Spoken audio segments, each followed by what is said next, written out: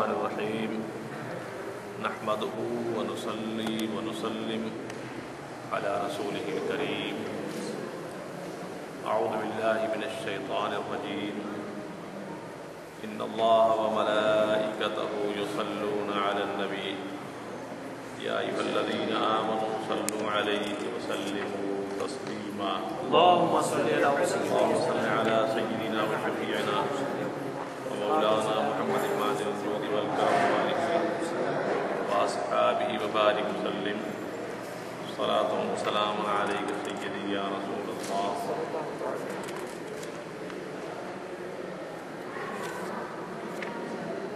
سورہ یاسین شریف ذرا دروازے بند کر دیجیے تو سامنے کے یہ دروازے سارے بند کر دیجیے. سورہ یاسین شریف مکی ہے. سورہ صافات شریف مکی ہے. سورہ صاد شریف مکی ہے. سورہ زمر شریف مکی ہے. یہ تھی شاید سورتیں پڑھیں گے کل آج مکی. سورہ یاسین شریف اپنی فضیلت کے اعتبار سے واضح، اس کی بہت ساری فضیلتیں بیان فرمائی گئی ہیں. اللہ کے رسول فرماتے ہیں صلی اللہ علیہ وسلم اپنے مردوں پر، یعنی جس کی روح نکل رہی ہو، یاسین پڑھو، اس لیے کہ اس سے روح کے نکلنے میں آسانی ہوتی ہے. سبحان اللہ.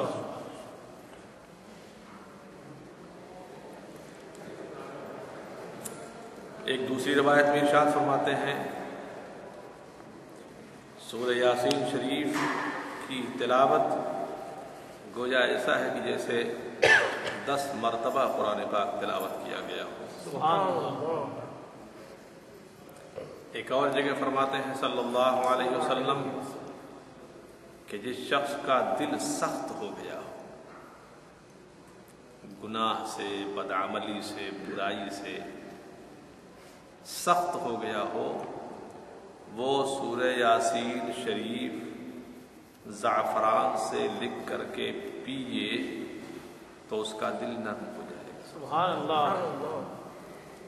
ایک اور فرمایا گیا حدیث پاک میں کہ جو شخص صبح کو سورہ یاسین شریف پڑھ لے تو شام تک، اور جو شام کو پڑھ لے تو صبح تک، وہ اللہ کی حصار اور امان میں آ جاتا ہے. کما قال نبی صلی اللہ علیہ وسلم.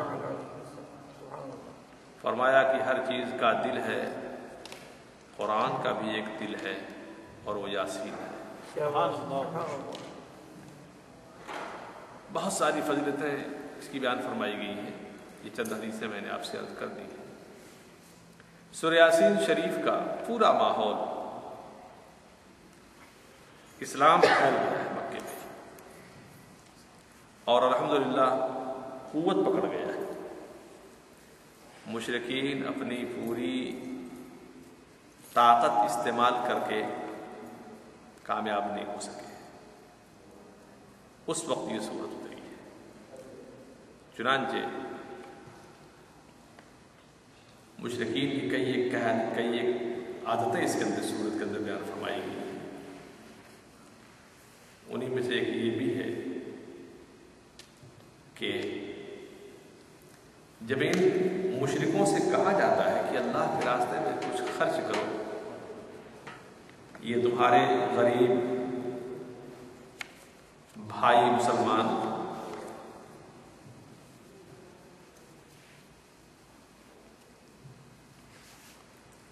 ان کو کھلاؤ، ان کو کچھ دو،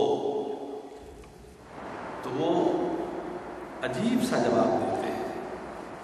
کہتے ہیں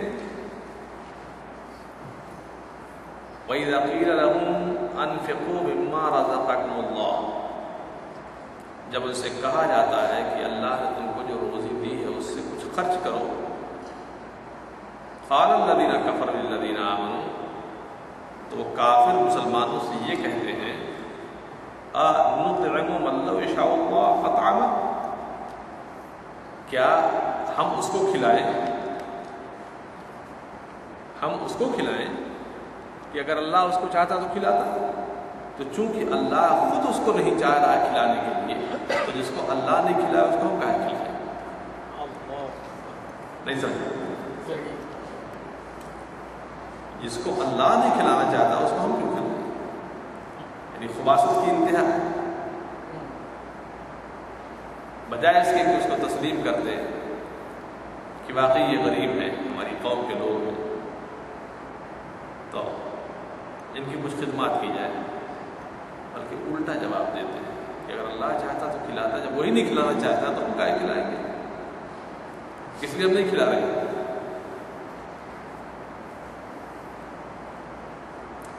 پھر آگے چلنے کے بعد حشر کی ایک کیفیت قرآن بیان فرماتا ہے یہاں پہ۔ واقعہ یہ ہے کہ میدان محشر میں لوگ اٹھ کر کے آئیں گے، سب گٹ گٹ ہو کے ملیں گے، اس کے بعد حکم ہوگا کہ وامتازوا اليوم ایھا المجرمون، اللہ فرماتا ہے پھر ہم اے مجرموں ہم تم کو نیک لوگوں سے الگ کر دیں گے۔ تو حکم ہوگا تو نیک لوگ ایک طرف کر دیے جائیں گے، مجرم برے لوگ ایک طرف کر دیے جائیں گے۔ اس وقت کلیئر ہو جائے گا کون نیک ہے اور کون برا ہے۔ اس نے اگر کوئی جھوٹ بولنا چاہے گا تو اسی میں پھر فرماتا ہے قرآن کہ اليوم نختم على افواههم وتكلمنا ايديهم وتشهد ارجلهم بما كانوا يكسبون، آج ہم منہ پر مہر لگا دیں گے۔ وتكلمنا ايديهم، اللہ فرماتا ہے ہم سے ان کے ہاتھ بات کریں گے، بتائیں گے کتنے گناہ ان ہاتھوں سے کیا گیا ہے۔ وتشهد ارجلهم، اور یہ پیر گواہی دیں گے کتنے بڑے بڑے جرم کے لیے ان کو استعمال کیا گیا ہے۔ دیکھ رہے ہیں بدن کی اس باڈی کو ہم اتنا سنبھال کر کے رکھتے ہیں، ہماری اپنی باڈی اتنے بڑے دشمن ہو جائیں گے جس کا کوئی نہیں، ہاتھ دشمن، پیر دشمن، آنکھ دشمن، کان دشمن، ہر ایک دشمن۔ غیروں کی دشمنی سے تو آدمی کچھ بچنے کی سوچ سکتا ہے، لیکن جب خود سے دشمنی کی بات ہو تو آدمی کہاں تک بچ سکتا ہے؟ اللہ محفوظ فرمائے۔ آمین۔ پھر اس میں آگے چلنے کے بعد ایک کافر امیہ ہے، اس کا ذکر بیان کیا گیا اس میں۔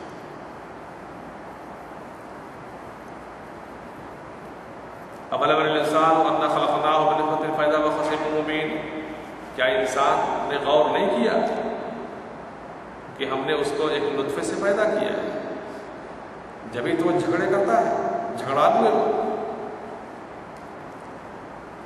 وضرب لنا مثلا ونسي خلقه قال من يحيي العظام وهي رميم، اور ہم نے مثل بیان کی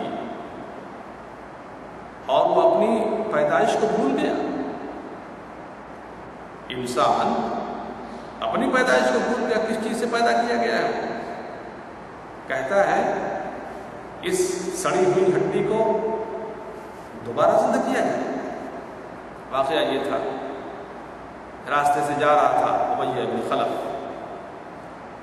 ایک ہڈی بڑی پرانی سی پڑی ہوئی تھی، سڑی ہوئی، وہ لے کر کے حضور کے پاس آیا، اس کو ہاتھوں سے یوں مل رہا تھا، وہ ہڈی دھول کی طرح سے گر رہی تھی، اور کہہ رہا تھا کہ یہ محمد آپ کا گمان ہے کہ اللہ اس کو بھی زندہ کرے گا؟ آپ نے فرمایا بے شک اللہ اس کو بھی زندہ کرے گا۔ تو وہی قرآن کہہ رہا ہے کہ وہ اعتراض کرتا ہے کہ کیا اس سڑی ہوئی ہڈی کو اللہ زندہ کرے گا؟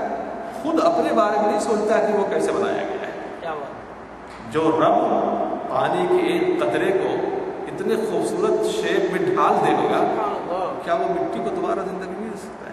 کیا بات. اپنے بارے میں سوچے وہ.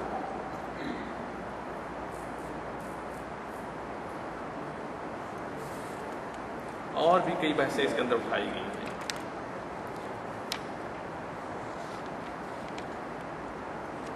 سورہ صافات شریف، صفن کے معنی ہوتے ہیں صف لگانا. والصافات صفا فالزاجرات زجرا فالتاليات ذکرا ان الہکم لواحد. اور قسم ہے ان صف لگانے والیوں کی جب صف لگائیں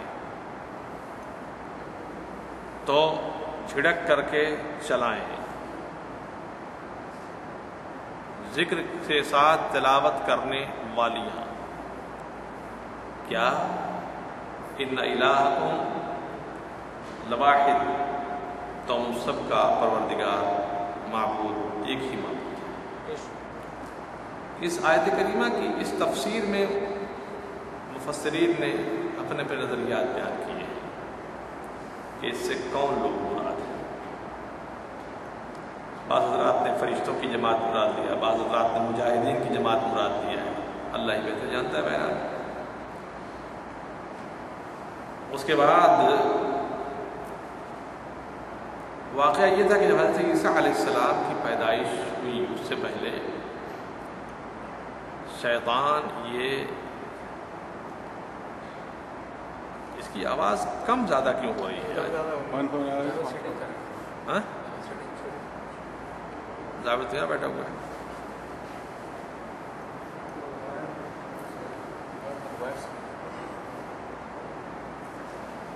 تو حضرت عیسیٰ علیہ السلام کی پیدائش مبارکہ سے پہلے شیطان آسمانوں تک بے روک ٹوک جاتے تھے.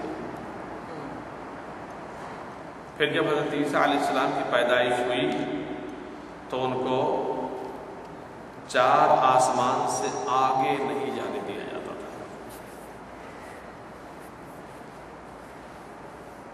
مگر جب ہمارے آقا صلی اللہ علیہ وسلم کی پیدائش ہوئی تو ان کو آسمانوں پر جانے سے بالکل روک دیا گیا. سبحان اللہ. اسے وہ کہتا ہے، قرآن کہتا ہے نا کہ